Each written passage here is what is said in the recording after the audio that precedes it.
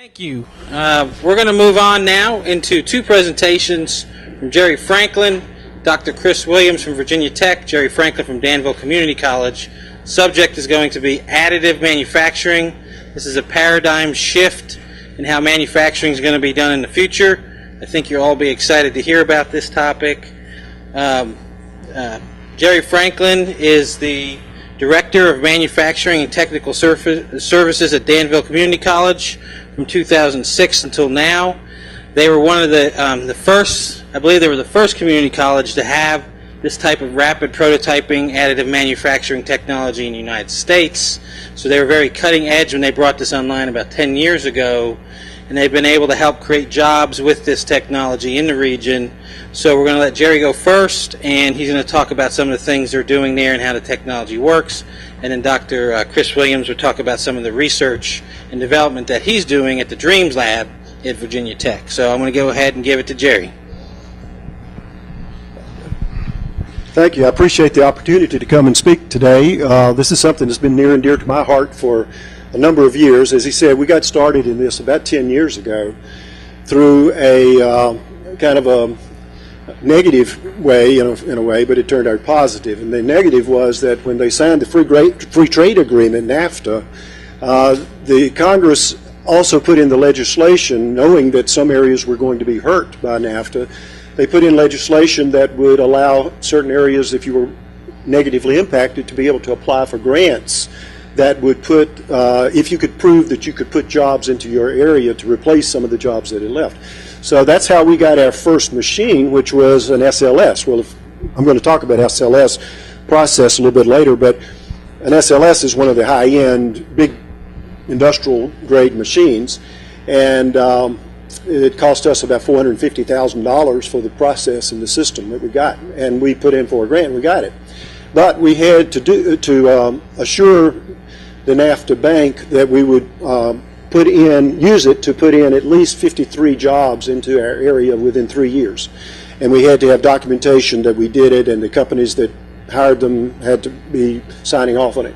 Turned out, after 3 years, we had 175 jobs, 173, something like that, that were actually brought into our region that we documented, not because they actually came exactly only because of the SLS machine being there, but it was an attractant. It showed that the community was forward thinking and that this company could actually use the technology in a new way to help them with their product development. So that was a relief to me that we actually got the number of jobs that we say we were going to get plus some more. Forgive me if I make a slip and I don't say additive manufacturing. Additive manufacturing is kind of a every term that you learn to explain something changes within 5 years. So your students, if you learn all this stuff in school and you learn the terminology, it's going to change in 5 years anyway. So just be flexible. You got to change it. My teeth were cut on rapid prototyping. That was the term back in the day. Now everybody's calling it additive manufacturing because it has progressed from a prototyping technology to more of a manufacturing technology. I don't think it's quite there ready for prime time yet, but it's very close. And it is in certain applications, it is ready for prime time. We'll get into that a little bit too. So what is it actually? Well, most of you probably already know it's a process that makes a real object using only digital data as its input as far as the intellectual part of it. So if you know 3D CAD, the presentation we had earlier today was all about 3D CAD and designing things for CNC machining and that kind of thing. Well, if you can design something in 3D CAD, you can make it on a prototyper or an additive manufacturing machine. And these are some examples. I'm going to be talking about some of these examples as we go because they're all different materials, and that's a big part of this is what the materials are that you'll be using. But if you can design it in 3D CAD, it will make it. And I really mean that. I don't mean that it only makes it if the draft angles are just so because of it's got to come out of a mold or something like that, or if there are no overhangs, or if there are internal parts inside of it, which you wouldn't be able to make under normal conditions. This thing can make it. So that gives you a whole new paradigm in your design thinking and in your way of working. No traditional tooling is required with this technology. In other words, you don't use any cutting tools, or you don't do any welding, you don't do fabrication, you don't do bending, you don't do any of the traditional fabrication and manufacturing tools. It's all a very new type of process. It's an additive process, whereas traditional manufacturing is subtractive processing, which means similar is to if you've got Michelangelo, for instance, and he wants to make David, he wants to make a sculpture, David. What does he do? He goes and gets a big chunk of granite and he whittles away everything that's not David. So that's a subtractive process. He's subtracting everything that's not David, and there is David when he finishes. So that's the old style. You take a machine tool and you cut away an ingot of brass or an ingot of aluminum or a piece. But what's bad about that is you have a lot of waste. You have a lot of materials to dispose of. It's a lot of high costs to do that, plus it's relatively slow. So this is, in a lot of ways, is a better process. It's not the best in all cases, though. There are some cases where the old ways are still better. But in some ways, these are better, and I'll talk about that a little more later, too. The way it works is the parts are made in thin layers and added on top of each other to build. If you're familiar with X and Y in coordinates, that's two-dimensional. And the Z is what you need for your third dimension. Well, the X and Y is what you work with in this, and the Z is pretty much you just stack things like pancakes. So you get your depth through stacking X and Y layers, thin layers. And as I said, we have capabilities beyond your traditional processes. You can design things that otherwise are impossible to build with traditional processes. The materials that you're going to see mostly are either plastic or non-plastic or wax. Plastics are generally things like ABS, nylon, a lot of the engineering plastics they're getting more and more into. So that's really what I'm going to be talking about mostly today, are the plastic side, and Dr. Williams is going to be talking about the metals side a little later. Wax is generally used for support material or infusing into the powdered material types and to give them a little more strength. Non-plastics are things like metals, gypsum powder with a binder to it so it'll stick together. Back in the old days was cornstarch.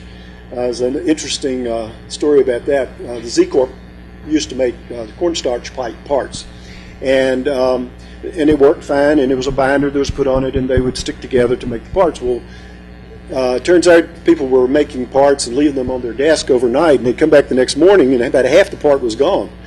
And they'd scratch their head and wonder what's going on. Well, what it was the mice were coming out at night and they were eating their parts because of the cornstarch. So they've gone to other things now. I don't think they have cornstarch anymore. Things to consider when you're building a part like this: how watertight do you want it to be? Some materials allow for water tightness, others don't. Some processes are better for that than others. Porosity is an indicator of things that you might want to look at.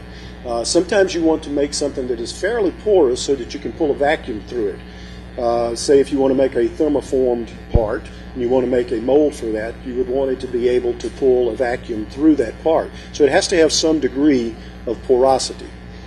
How dimensionally stable do you want the part to be?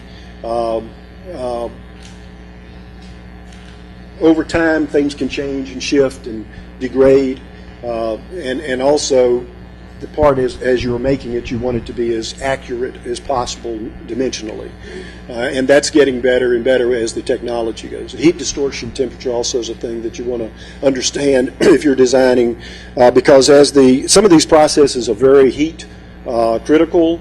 SLS is one.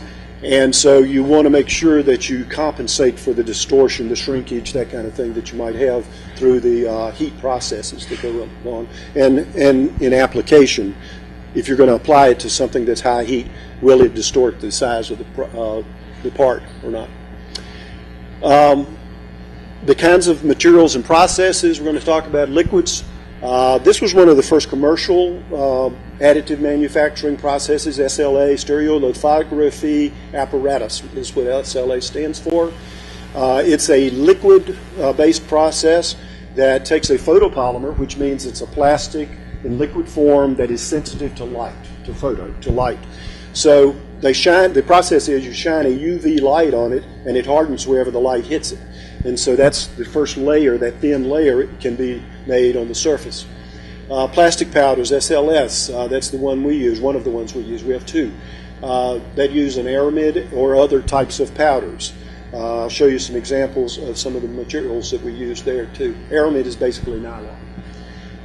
Plastic wire to be melted and then injected in like a inkjet printer. That's FDM, that's fused deposition modeling, is the term for that. And that's becoming probably the widest used, best applied technology for the masses and for people who want to do project work in industry. There's some other more esoteric and more sophisticated and do some really nice things, but they're just not as widely used. But if you're talking about the technology that is most widely used at this date, it's FDM. And they use ABS-like material. And then you have the really high-end commercial units now, which are polyjets. They're multi-material or composites. They use UV to cure the material. And I've got an example of this. I'll talk about that too, where you get rubber-like or polypropylene-like or even transparent materials all in the same part, which is really the next step up from the way it has been in the past. Here's a lot of the various technologies that are out there. You see the ones in red. Those are the ones we're going to talk about in a little more depth today. But you see there are a lot of different technologies and materials that you can get involved in. And this isn't comprehensive. There's still a lot more that are there that you can get into.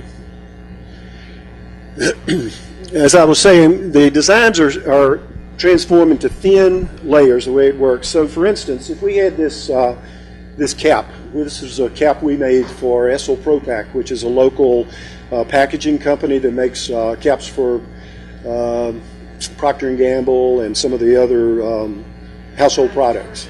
Tide detergent, you recognize it. Every woman that comes to our, and some men, that comes to our lab and I show them this, that's exactly what they say, because that's the Tide detergent cap. So this is a prototype of a new design of a Tide detergent cap. Well, if you take this cap and you look at it in 3 dimensions, you see pretty much a cylinder, and it's one a little bit larger than the other, and some features on it. But if you take it and you look at it straight on, obliquely, or not obliquely,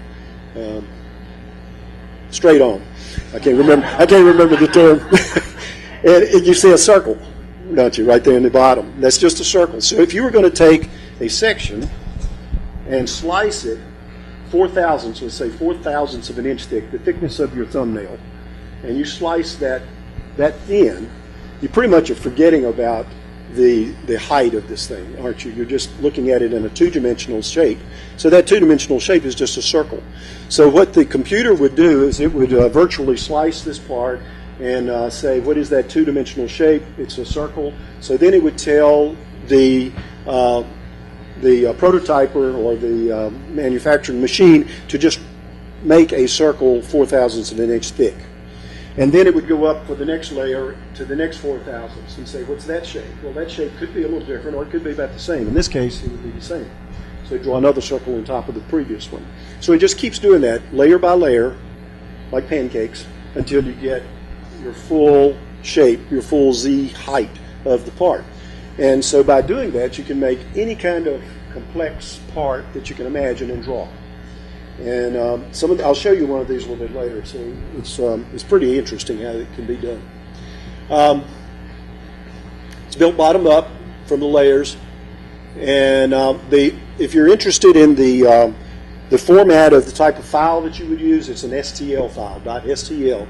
So that's what you would generally use to feed into it. There's another one called VRML, which has a lot more information in it. There's one brand of machine that will actually make them in color, and they use VRML inputs. And I've seen topographical maps, for instance, of a state, and it will actually have the colors of the vegetation or the terrain or the mountains or the deserts, that kind of thing. So it's very impactful. Another use of that is if you're doing finite element analysis, as was talked about earlier today. Those nice representations of a part, say like a propeller, and you would do the finite element analysis on it, which shows the stresses in different colors at different points. Well, not only can you show that on a 2D screen, but with this machine you can actually put it on the part. You can build the part and actually show where the stresses are by color. So that's really nice. If you're doing some engineering work, you can see that. I don't have that machine, so I can't show you a part, but I've seen some of those. They're very, very nice. And if you need that, to design with, that's very good to have. So, okay, when would you use this technology? There are some right ways to use it, and there are some wrong ways. The right ways are when parts are very complex, because with this kind of technology, there's no penalty for complexity. There's no additional cost. Once you've got your design and your drawing and your file, the machine doesn't care if it's totally very, very complex or it's just dead flat simple. It doesn't care. So you want to use it where it has your most value, and that would be in very complex parts. If it's something very simple, generally a lot of this traditional manufacturing methods would be better probably to do, or just as well. You want to use it when production requirements are low. So you want complex parts with low production lots. So if you've only got 10, 100, or 5, that's good. If you've got 10,000 or 50 or a million, you don't want to use this type of process. So if you've got low volumes, this is good for that. When surface finish is not critical is another good way to look at this. The surface finish is generally not quite as good as it is for injection molding or some of the other process, CNC machining, things like that. So it's pretty good, but it's not great. And I'll show you some of these parts as we get along, and you can feel them and see. When short lead time is important, because you can set this up and run it, and depending on the height of the part, no more than 2 days, but many times just overnight you can run a part and have it ready for your customer or your needs the next day. When available materials that are used can meet the physical demands of what you want it to do. If you only want it to be a representational part just for concept, then most any of these will work fine, the materials. If you want it to be a functional part that you actually put in a motor, or you actually put it on a windmill or whatever you're doing, then you want something strong enough to actually handle the physical requirements. And so you need to choose your materials wisely from doing that. The stages of development are that the lowest level is, of course, the concept model, where you would just want to find out, I've got this idea, I've got this concept, what's it going to look like? Has the size? What's about right size? Is this clicker the right size for someone to use it? And so they would want to build it and just as a concept look at it and say, okay, that's about what I was thinking, or no, it wasn't about what I was thinking. You want to use these things for prototyping, and the best way I can tell you about why you would want to use a prototype is the old carpenter's adage of measure twice and cut once. And that really applies here, because if you've got, the old ways were to cut molds for injection molding. Well, I don't know if you know, but injection molding molds cost a lot of money. And so you don't want to do that more than once if you can help it. But what was happening is you would cut it and you would find a little bit of flaw or a little bit of change in your design you didn't like, then you'd have to do another one. Not only were you losing a lot of time, you were losing a lot of money. So, but you want to make sure that you get your models right before you go into that stage of production for mass production. So you want to make sure you've got your molds right, and you can do that by working on your design concept with something that's relatively cheap and relatively fast. So for visualization, it's good. Verification is good. If you want to look at the look and feel and how it works, you can use it for that. Black & Decker and a lot of the other consumer products will make working prototypes of drills or hair dryers or whatever. They'll actually make the parts, put all the electronics in it so that it actually works.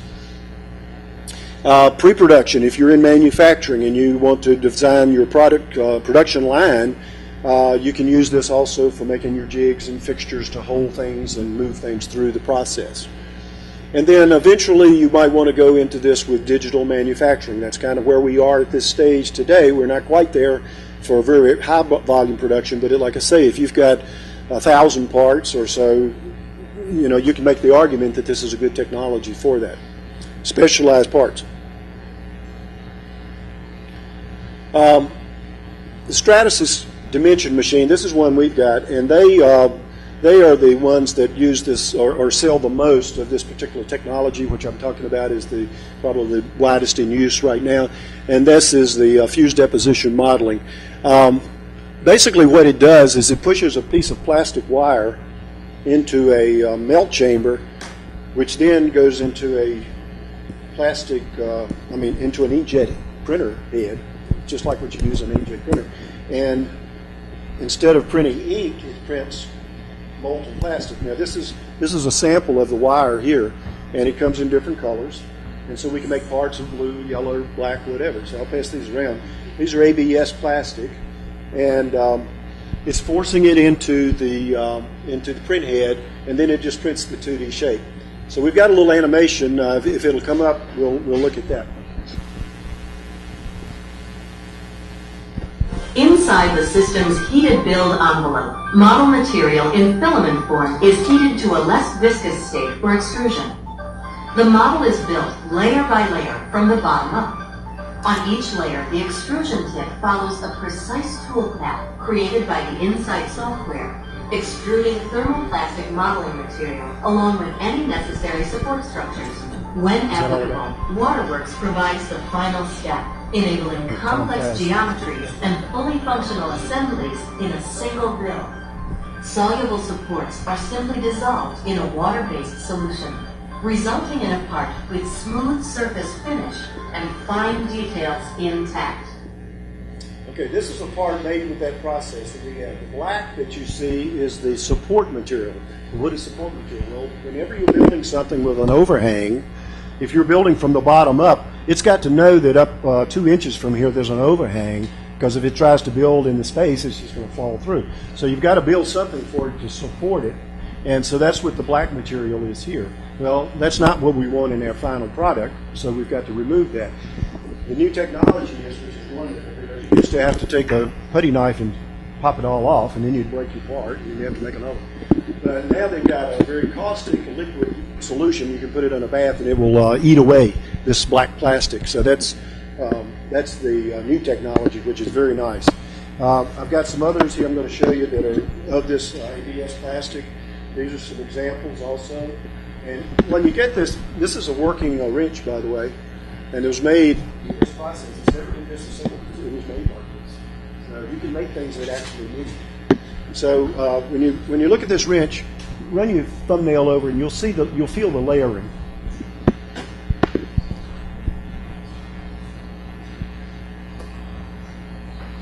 Okay, this is the SLA process, the liquid process. I'm going to move a little faster here because we're running out of time.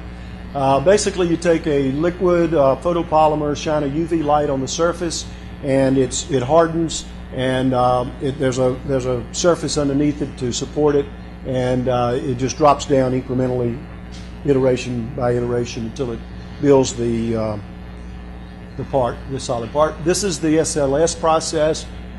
Over on the left, you see the powder is there, and there's a roller. This is all on side view. And the roller comes across the bed, makes a nice smooth bed. And then you have up at the top a laser that's mounted transversely, and the scanner system of mirrors actually is controlled by the computer to draw the two-dimensional shape in the build part, which is a powder bed there. And you see the dark black horseshoe shape. That's the part being built. And as the process continues, each pass, the piston in the middle drops down 0.004 of an inch every iteration, and so that's the powder that's around it is uncentered, and the powder that's in it is hardened by sintering, which means that you take the little balls of plastic powder and they stick together. They're like talcum powder; they're so small, but you heat them just enough so that they stick together on the edges. They don't become molten; they just stick together on the edges. So you keep that crystalline structure of the powder balls, and as a result, you keep the strength of that powder too. So that's what sintering means, is when you just stick the edges of things together like that. So the support material is the actual powder that's all around it as you go. So you don't need any separate support material from that. When you're finished, you just raise it up, get the powder, and dust it off. It's like playing in sandbox, where you find things in the sand. These are the polymers that's used: nylon, polystyrene, even sand. Some metals that are have a binder on them are used. You can use the sand in this for sand casting. So you make a part that's a sand cast mold, put it in a traditional sand casting process, and make a sand cast out of this as well. Okay, we've been that. This is the one I want to really show you. This is the fun thing here. This is the new latest object, and Dr. Williams is fortunate enough to have one at Tech, and I'd love one, but they cost almost $200,000, so it's not likely I'll get one anytime soon. But this is the one that has different materials all in one. So there are about 50 different materials that you can use to make a part. And you'll see on this, if you push on the rubber parts, there are different durometers, different hardness levels. Some are very, very soft, some are hard. So you can now adjust the hardness or the softness of your part, pieces of features you want, as well as have the normal plastic parts here. And I'm trying to get this apart. There's a little hinge on it somewhere in my eyes. Don't see it. Here we go. So this was made like this.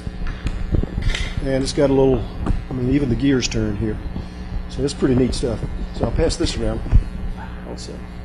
That's probably the neatest technology you'll see.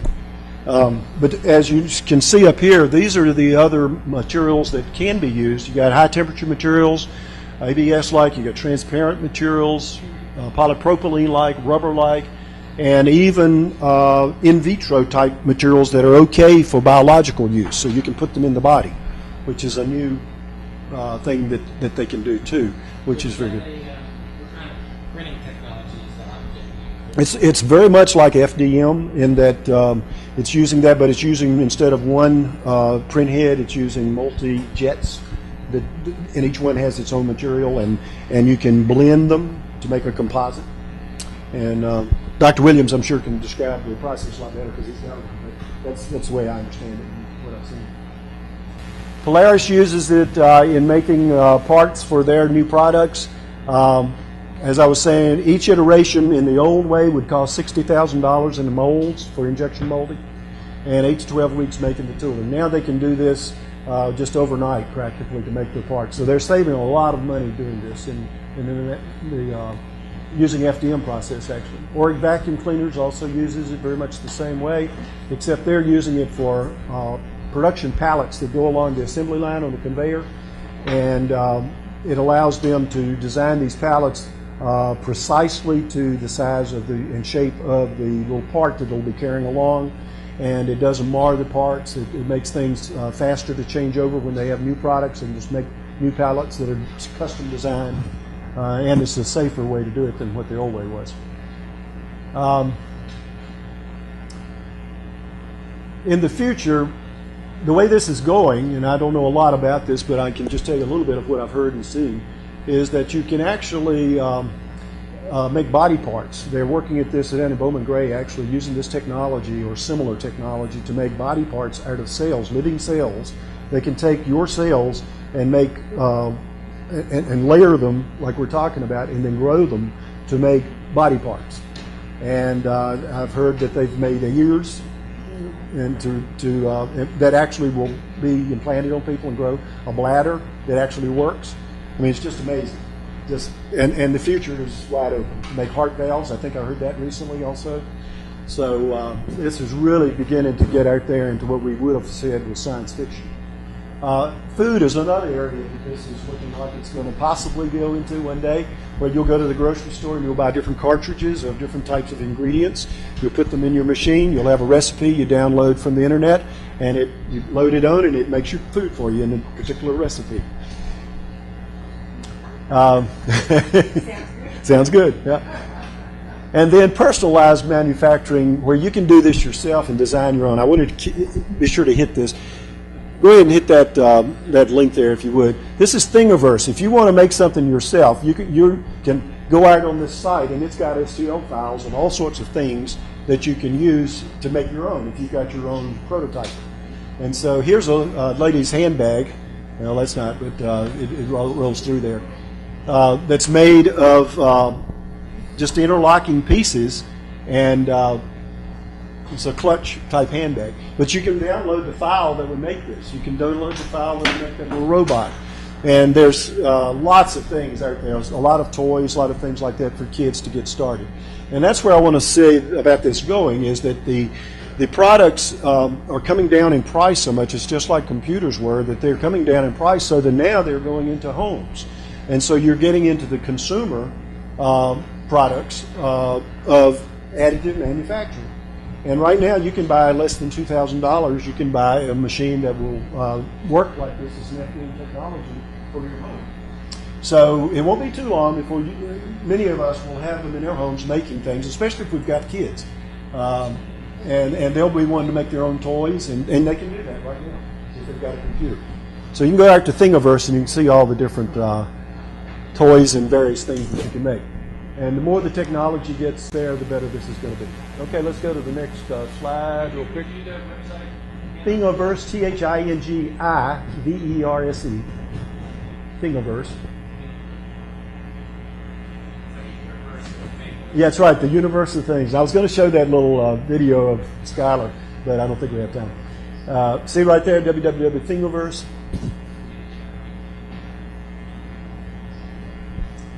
Okay. Thank you. Yes, sir. And I can get all of this to you if you. I'm sorry, I don't have a handout, but if you'll send me something, I'll go with it. I don't know if we have time. I don't believe we have time to do this one. But if you'll go out on YouTube and type in "why I love my 3D printer," and there's this kid who, and I was just going to show you how kids are embracing this technology, that does a Ignite Phoenix talk, which is like a TED talk kind of thing. And he talks about why he loves his 3D printer. It's really cute, but it's really eye-opening about what kids are into and what they can do. And I wanted to show you that. But if you see the little printer over on the side, that's one of the little consumer model printers that are on the market right now. That one's $14.99.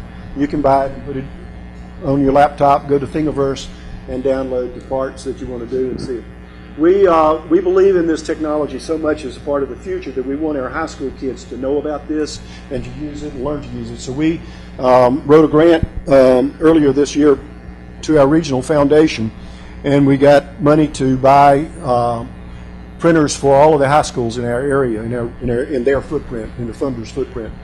And so we bought 6 printers, and we had a day about 2 weeks ago on a Saturday. We got together, and all the high school technology teachers came in, and we put the machines together and got them printing, showed them how to use them and so forth. So now they're in the high schools, and the kids now have the opportunity to make things of their own.